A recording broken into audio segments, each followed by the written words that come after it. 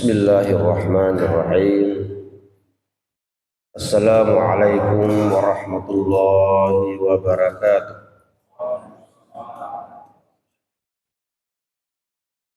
Alhamdulillahi rabbil alamin. Iyyahu na'budu wa iyyahu nasta'in. Wassalatu wassalamu ala asyrafil anbiya'i wal mursalin. Sayyidina wa maulana Muhammad al-mab'uusi rahmatan lil alamin wa ala alihi wa sahbihi ajma'in. Amma ba'd. Kaum muslimin dan muslimat jamaah subuh yang berbahagia, alhamdulillah pada subuh hari ini kita akan bersama-sama mengkaji tentang apa sih amalan-amalan Rasulullah Shallallahu Alaihi Wasallam di saat masuk atau di saat beliau berada dalam bulan suci Ramadan. Sebelum kita membahas satu-satu, perlu dulu kita harus berikan catatan penting, yaitu yang pertama bahwa amalan Rasulullah Shallallahu Alaihi Wasallam itu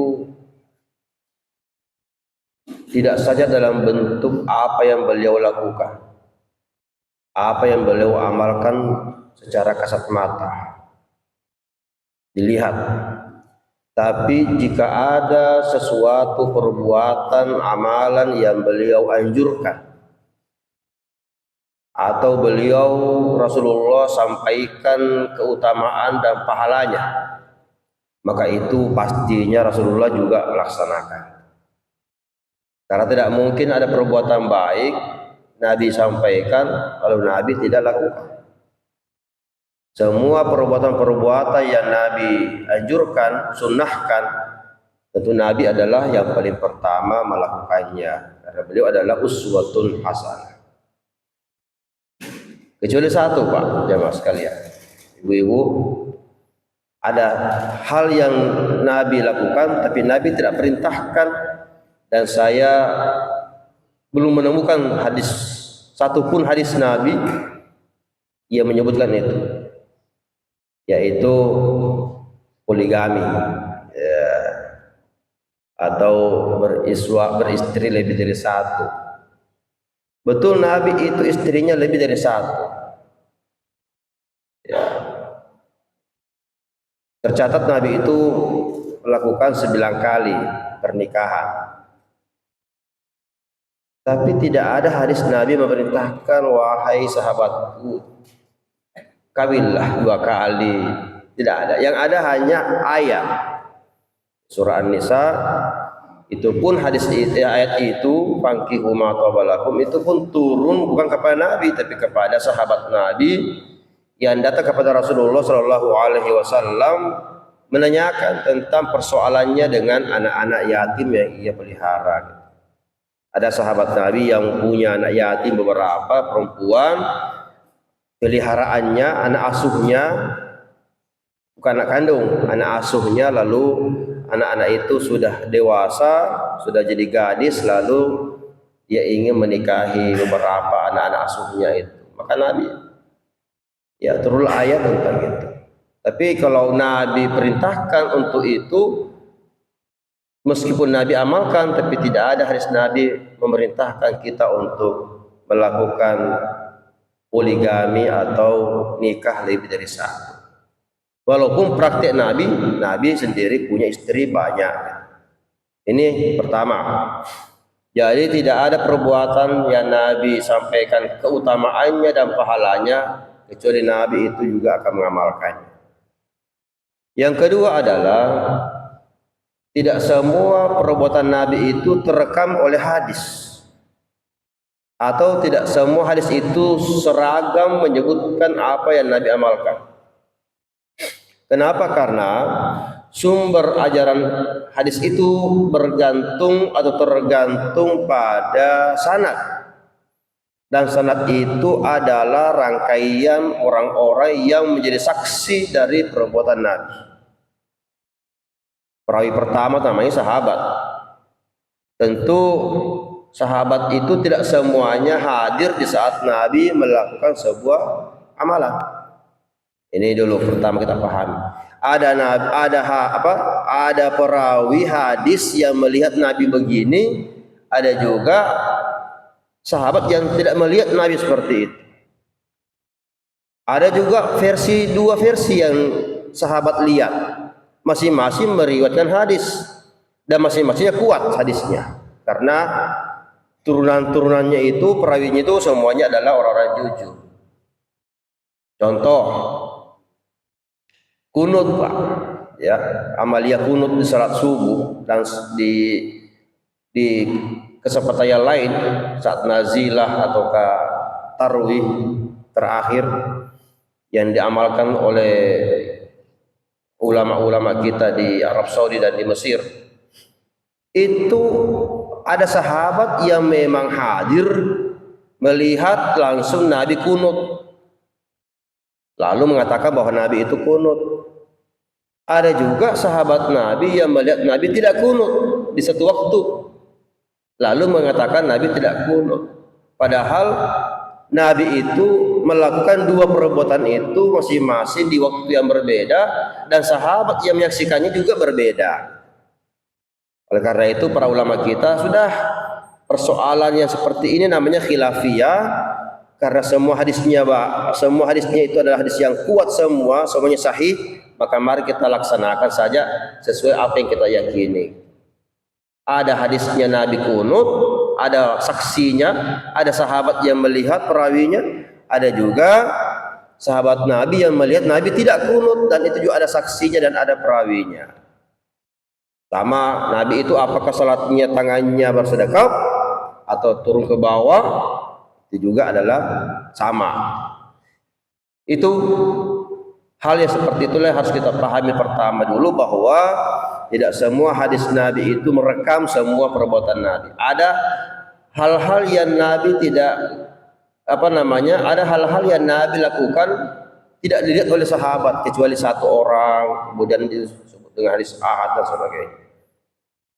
Hadirin jamaah subuh yang berbahagia, kemudian jangan juga mengatakan bahwa apa yang didapatkan dari hadis-hadis itu sajalah yang Nabi lakukan, sehingga ketika tidak ada hadisnya atau tidak ditemukan hadisnya oleh orang tertentu, lalu kita bilangnya tidak ada hadisnya, itu bid'ah.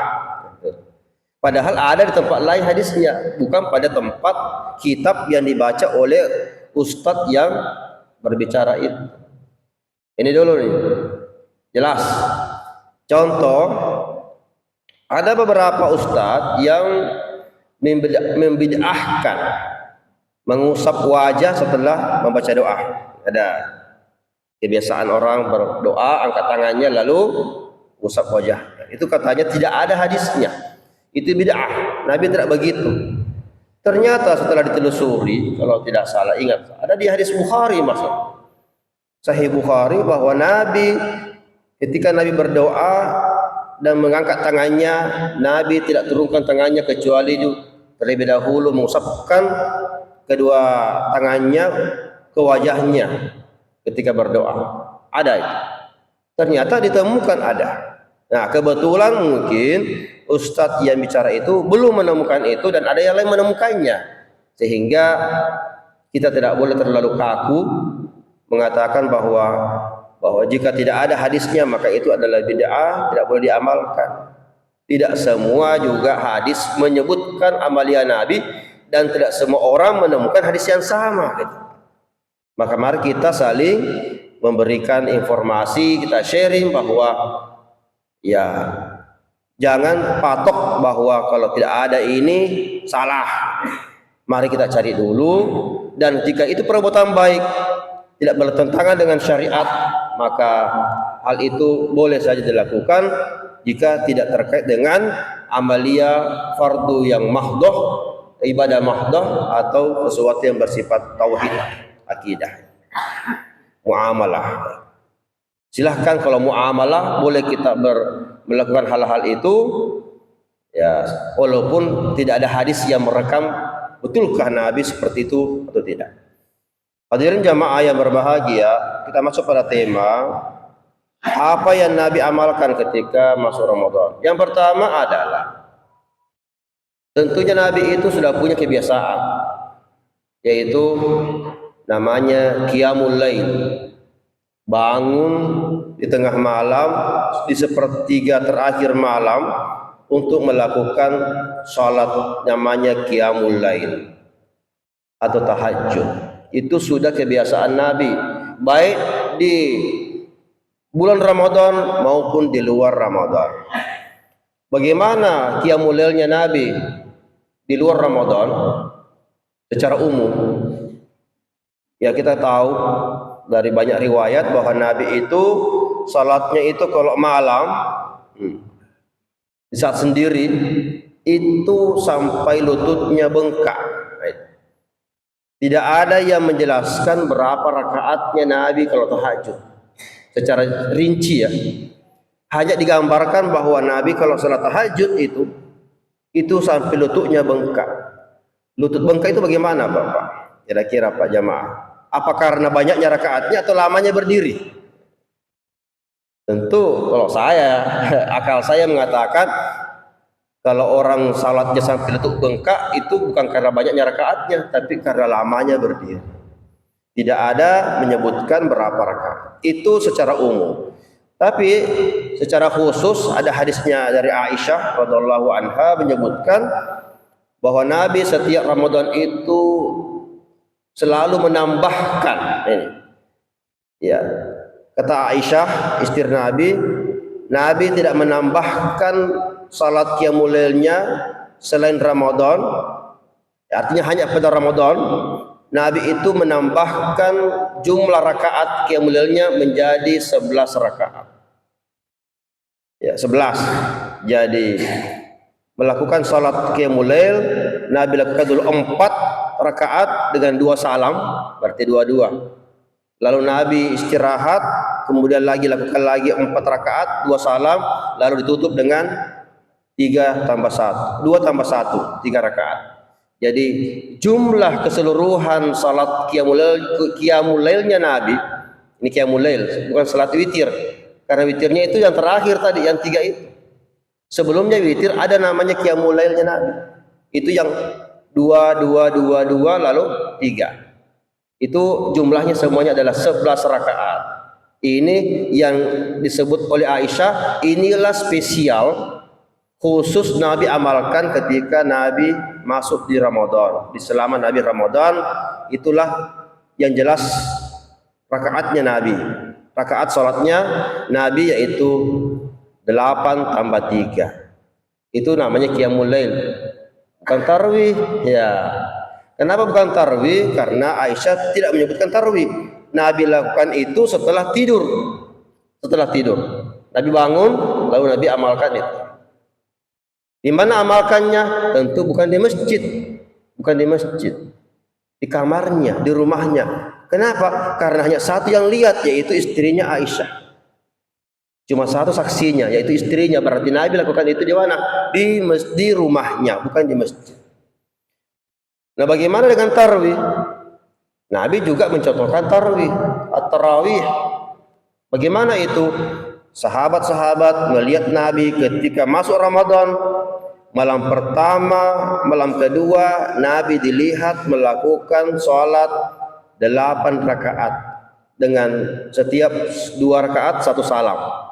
2 2 2 2, bukan 4 4, tapi 2 2 2 2 2. Itu malam pertama dan malam kedua. Nabi dilihat seperti itu, sahabatnya juga ikut. Nabi apa itu? Salat apa itu Nabi? Nabi tidak memimpin salat itu. Tidak mengimami sahabatnya ketika itu. Hanya Nabi salat sendirian di masjid dan sahabat-sahabatnya melihat dan sahabatnya mencontohi Nabi. Ikut juga salat sendiri-sendiri. Nabi dilihat 2 rakaat, sahabat juga 2 rakaat. Selesai itu Nabi berdiri kembali, sahabat juga ikut berdiri, tapi Nabi tidak mengimami salat tarawih. Setelah itu Nabi kembali ke rumahnya. Lalu Nabi melanjutkan tarawih itu di kamarnya sampai 20 rakaat. Sahabat juga begitu. Begitu Nabi pulang ke kamarnya, karena rumah Nabi itu sampingnya masjid, bersebelahan masjid, ya. Sahabat juga pulang untuk melakukan salat tarawih di rumahnya masing-masing, mencukupkan sampai 20 rakaat. Itu praktek Nabi dalam hadis. Sehingga ada yang mengatakan tarawih itu 8. Iya, 8 di masjid bersama sahabat-sahabatnya ikut melihat. Nanti pada masa Umar bin Khattab menjadi khalifah, lalu Umar berinisiatif untuk mengumpulkan dan menyatukan umat muslim bertarawih bersama, dan diambillah satu orang imam memimpin salat tarawih sampai 20 rakaat, tidak pulang-pulang ke rumah. Ini praktek sahabat. Nabi bagaimana? Nabi itu 8 rakaat lalu kembali ke rumahnya untuk mencukupkan sampai 20 rakaat. Nah, ini praktek tarawih Nabi ini. Malam ketiga Nabi tidak datang tuh. Nabi tidak keluar ke masjid. Sahabatnya nanya-nanya, sahabat-sahabat itu bertanya-tanya, mana Nabi ini? Kok malam pertama, malam kedua Nabi keluar tarawih 8 rakaat, lalu kembali ke kamarnya, ke rumahnya. Malam ketiga tidak ada Nabi. Nabi tidak muncul-muncul tuh sampai itu. Ditanya Rasulullah, yang kenapa tidak ada Nabi Rasulullah tidak keluar malam ketiga, seterusnya. Kata Nabi, saya khawatir khasyitu ayyufradu alaikum. Kata Nabi, saya tidak keluar salat tarawih di masjid seperti malam pertama, malam kedua, karena kalau saya tiap malam nanti salat tarawih di masjid, khawatir saya, kata Nabi, khasyitu, saya khawatir, saya takut jangan sampai salat tarawih itu diwajibkan kepada kalian seperti salat yang lain. Jadi khawatir Nabi, karena Nabi menyayangi umatnya jangan sampai menjadi sebuah beban, sebuah amalan yang menjadi wajib atau dianggap wajib. Maka Nabi kadang-kadang Nabi tidak keluar salat tarawih, selang-seling, kadang keluar, kadang tidak, kadang datang, kadang tidak. Ini tujuannya apa? Menggambarkan bahwa salat tarawih itu bukan wajib tapi sunat, ya, karena pahalanya. Intinya adalah Nabi memperbanyak amalan-amalan ibadah di bulan suci Ramadan. Itu yang pertama. Apa itu amalannya?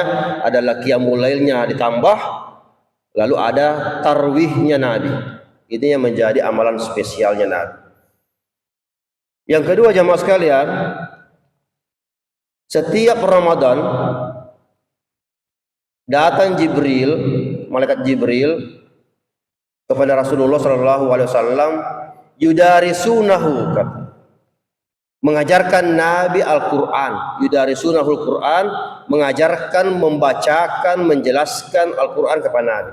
Jadi Nabi itu, Rasulullah itu setiap Ramadan mendapatkan ta'lim, mendapatkan pengajaran, mendapatkan pertemuan khusus dengan Jibril untuk memperoleh ilmu-ilmu Al-Quran.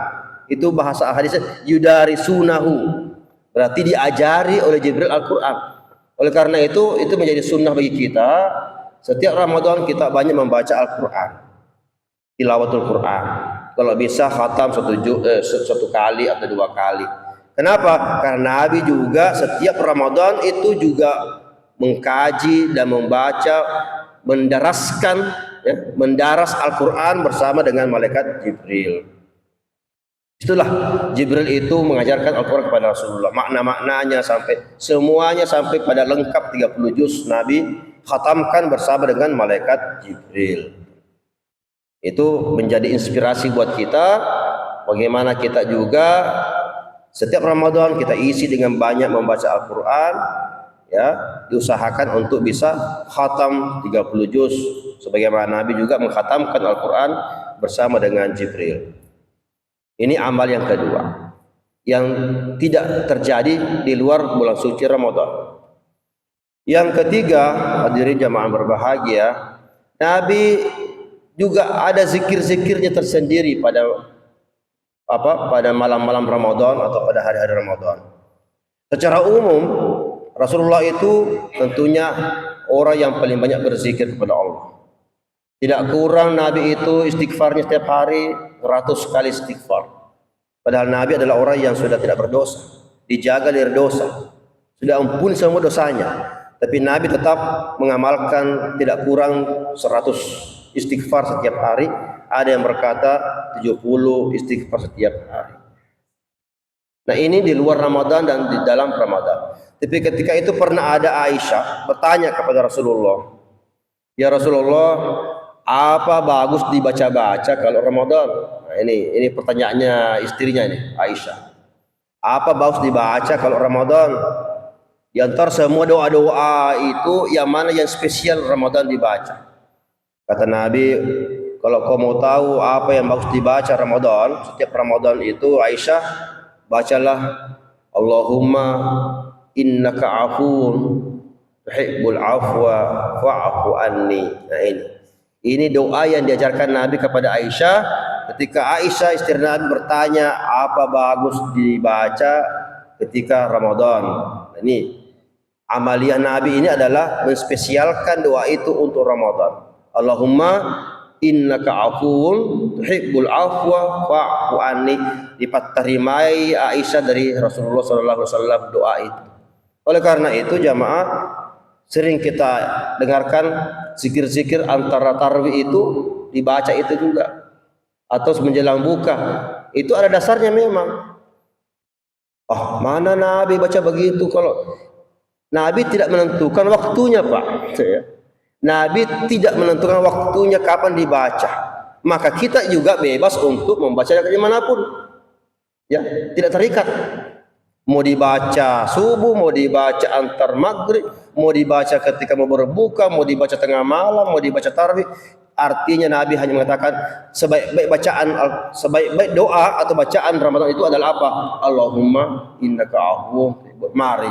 Jadi mari kita membacanya sebanyak-banyaknya itu. Karena itu adalah yang Nabi sebutkan sebagai amaliyah bacaan terbaik ketika masuk Ramadan. Dimanapun, kapanpun dibaca bisa. Nah ini tradisi kita adalah membacanya di setiap sela-sela tarawih itu, supaya jamaah belajar, jamaah ikut dan terbiasa dengan membaca doa yang Nabi terimakan kepada istrinya Aisyah, doa spesial untuk Ramadan. Kemudian yang berikutnya adalah i'tikaf. Ya ini amalnya Rasulullah, amalia Rasulullah SAW di setiap Ramadan. Dan tidak ada kebiasaan itu di luar Ramadan, yaitu i'tikaf di 10 terakhir Ramadan. Karena Rasulullah SAW ya'takifu fil 10 awakhir min Ramadan. Hadis mengatakan bahwa Nabi itu selalu senantiasa beriktikaf di setiap 10 terakhir Ramadan. 10 terakhir. Kenapa 10 terakhir? Karena disitulah masa-masa diperkirakan ada malam Lailatul Qadar di situ. Artinya malam terakhir itu puncaknya itu gasnya, ya, gaspol istilahnya, gaspolnya itu di situ, di 10 terakhir Ramadan. Maka kebiasaan Nabi adalah i'tikaf. Hadirin jamaah yang berbahagia, apa itu i'tikaf? Ini kadang-kadang i'tikaf ini juga dipertanyakan. I'tikaf itu artinya berdiam beberapa saat di dalam masjid untuk beribadah dan berzikir. Ya. Meluangkan waktu untuk tinggal di masjid, melepaskan urusan dunia untuk beribadah dan berzikir kepada Allah selama beberapa waktu. Itu namanya i'tikaf. I'tikaf itu tidak harus bermalam, Pak. Jamaah sekalian, ini ada yang kadang-kadang yang menjadi perdebatan nih, memaksa diri untuk bermalam, menjadikan masjid tempat bermalamnya di situ. Kenapa kami mau i'tikaf? Saya bilang, Pak, i'tikaf itu tidak harus bermalam. Kalau pengurus masjid tidak mengizinkan Anda bermalam, ya jangan bermalam. Tapi i'tikaf itu tetap bisa. Apa itu? Setiap kali Bapak Ibu jamaah masuk masjid berniat, nawaitul i'tikafa lillahi ta'ala. Itu sudah beriktikaf walaupun cuma 10 menit, walaupun cuma setengah jam, atau menunggu waktu antara maghrib isya, atau menunggu waktu antara duhur asar, mau baring-baring, mau apa, yang penting jangan urusan duniawi di situ. Tapi adalah untuk ibadah, untuk berzikir dan sebagainya, maka itu termasuk iktikaf. Tidak mesti bermalam dari malam sampai subuh kalau pengurus masjidnya tidak mengizinkan. Kenapa? Saya tidak temukan ada riwayat hadis mengatakan Nabi itu tidur dalam masjid, tidak. Nabi itu iktikaf, lalu ketika dia sudah waktunya istirahat, Nabi kembali ke rumahnya yang kebetulan berada di samping masjid. Ini kebetulan rumah Nabi itu satu tembok dengan masjid, sehingga Nabi tidak jauh-jauh untuk iktikaf. Nah, bagaimana jamaah kita yang itikaf di masjid? Silahkan, kalau pengurus masjidnya mengizinkan. Kenapa di masjid? Karena mungkin rumahnya jauh. Ya, rumahnya mungkin di sana tuh di lorong itu. Kalau dia bolak-balik itu mungkin waktunya terbuang-buang untuk bolak-balik ke masjid mau itikaf, mau lama-lama. Sehingga sekalian sudahlah, ya, tinggal di masjid saja lama-lama, ya, dari pagi sampai malam, jauh usah pulang-pulang. Nah, itu namanya itikaf. Untuk bermalamnya, itu perlu lain ceritanya. Apakah pengurus masjid menyiapkan fasilitas, menyiapkan tempat, mengizinkan, keamanannya bagaimana? Apakah tidak khawatir ada hal-hal yang tidak diinginkan terjadi kalau malam-malam di sini bermalam? Itu semua kembali kepada kebijakan dari pengurus masjid. Intinya adalah lain iktikaf, lain bermalam. Bermalam itu bahasa Arabnya apa? Al-mabit, ya. Mabit di mana kita ini kalau haji? Mabit di Musdalifah. Apa itu maksudnya? Bermalam. Mabit di Mina. Maksudnya apa? Bermalam di Mina. Kalau itikaf, kapanpun Bapak duduk di masjid untuk zikir, untuk ibadah, baca Quran, apapun, belajar agama, bukan urusan duniawi, bukan bisnis di sini, maka itu artinya Bapak sudah itikaf dengan niat nawaitul itikafa lillahi ta'ala. Nah, usahakanlah diisi itu 10 malam terakhir dengan tinggal berlama-lama di masjid untuk beribadah, gaspul di situ, karena itulah kebiasaan Nabi Shallallahu Alaihi Wasallam. Terakhir jamaah sekalian, Nabi itu juga menganjurkan untuk memberi buka puasa. Itulah amalan-amalan Nabi yang Nabi sampaikan ketika masuk bulan puasa. Apakah Nabi memberi makan, memberi buka puasa? Tidak ada hadis yang menyebutkan, tapi Nabi menganjurkan. Tentu Nabi juga amalkan. Nah, ini kata Nabi SAW, Rasulullah bersabda pada hadis Abu Hurairah, ya, dan hadis yang lain, "Man fatara musliman kana lahu mislu ajrihi min ghairi ayyan kusa min ajrihi syai'un min ajri shaimi syai'un." Kata Nabi, barang siapa yang memberi buka puasa, kana lahu mislu ajrihi, maka dia mendapatkan pahala seperti pahalanya yang berpuasa.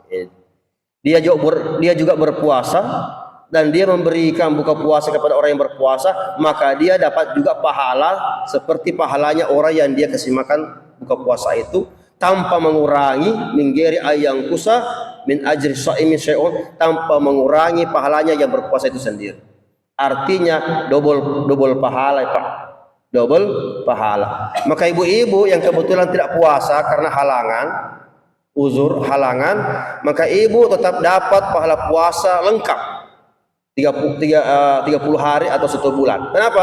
Di saat ibu-ibu ini tidak puasa karena halangan, dia memberi buka puasa di masjid atau mengundang orang makan atau bagaimana caranya, ya, maka memberi buka puasa itu mendapatkan pahala yang sama dengan orang yang berpuasa walaupun dia tidak puasa. Lebih-lebih kalau Bapak puasa, lalu Bapak ajak orang makan coto, ya, perikate, atau Bapak ajak orang ngopi-ngopi buka puasa di warung Azhar atau sebagainya. Nah, ketika Bapak mengajak orang untuk buka puasa di warkop sama-sama, maka Bapak berpuasa atas pahalanya dan dapat lagi double pahala, yaitu memberi buka puasa orang lain. Ini anjuran Nabi ketika memasuki atau berada dalam bulan suci Ramadan. Mari kita memperbanyak kegiatan yang baik. Walaupun ini yang saya sampaikan pada kesempatan ini, tidak berarti bahwa cuma itu saja yang kita amalkan. Banyak amalan-amalan baik yang Nabi tidak sempat bilang atau tidak terekam dalam hadis. Misalnya, ya, berinfak dan sebagainya. Bagaimana infak? Ya, itu baik. Ya. mengadakan lomba-lomba tahsin Quran, mengadakan musabaqah, lomba-lomba anak-anak baca doa, itu semua hal-hal yang tidak ada hadisnya, tapi itu baik, lakukanlah itu. Ya, lakukanlah itu karena itu adalah kebaikan, membesarkan agama. Kerja bakti Ramadan, bahkan Nabi sendiri itu kalau Ramadan tidak istirahat, Nabi justru berperang juga Nabi itu. Maka Nabi sering sebut juga Ramadan adalah syahrul jihad. Kenapa? Ada dua perang yang Nabi lakukan pada masa Ramadan, pada waktu Ramadan. Perang Badar dan Fathu Makkah. Itu Nabi berperang di saat dalam keadaan berpuasa. Jadi puasa bukan alasan untuk kita bermalas-malasan. Hadirin jamaah subuh yang berbahagia, demikianlah barangkali sekedar untuk mengingatkan ya apa yang saya tahu tentang hal-hal yang tadi terkait dengan amaliyah Ramadannya Rasulullah. Intinya jangan kita hanya terpaku pada apa yang kita baca. Jika ada hal-hal yang memang perbuatan yang baik untuk kita lakukan, ada pahalanya, ada kebaikannya untuk orang dan sebagainya, memperkuat iman dan sebagainya, maka itu juga boleh kita lakukan sebagai amaliyah Ramadan. Ya, meskipun tidak ada hadisnya atau tidak ada yang sama pada Rasulullah Shallallahu Alaihi Wasallam. Saya kira itulah yang saya sampaikan, semoga ada manfaatnya. Lebih dan kurangnya mohon dimaafkan. Wallahu muwaffiq ila aqwamit thoriq. Wassalamualaikum warahmatullahi wabarakatuh.